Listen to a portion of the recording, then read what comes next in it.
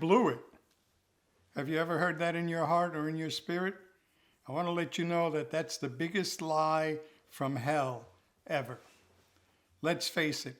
We've all had seasons or a season in our lives that we can look back on with pain, shame, and regret. However, reflecting on the pain of our past will absolutely rob us of the potential of our God because we serve a God of the second chance. Peter flat out denied Christ 3 times and 50 days later was anointed to preach a sermon where over 3,000 people received Christ, came into the kingdom. Rahab in the Old Testament was a prostitute, but because she helped the spies that came into Jericho, she became part of the lineage of Jesus. Isn't that something? You went from sinner to the lineage of Jesus. James and John, the sons of Zebedee in the Bible, were self-centered, and yet were transformed and used by Jesus in such a way that even today, children are named after them.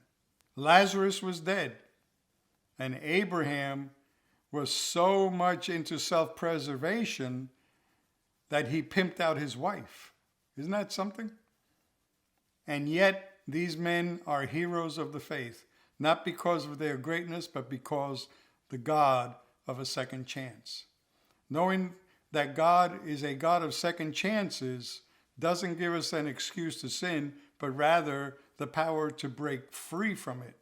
No matter who you are, no matter what you've done, God still has a plan for your life. And it's far greater than anything you could ever imagine. Let me pray with you.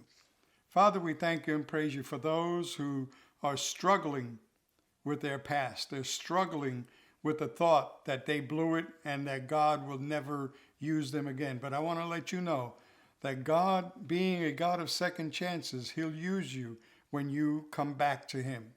David was a murderer and an adulterer, and yet he is known in the Bible as a man after God's own heart. Why? Because he repented of those sins that he created. But I tell you, God will restore you.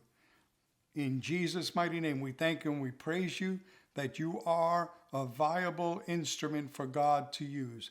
Just yield yourself to him and let him work with you. And we thank you for this, Father, in Jesus' mighty name. Now, if you want to get in touch with me, just write to me.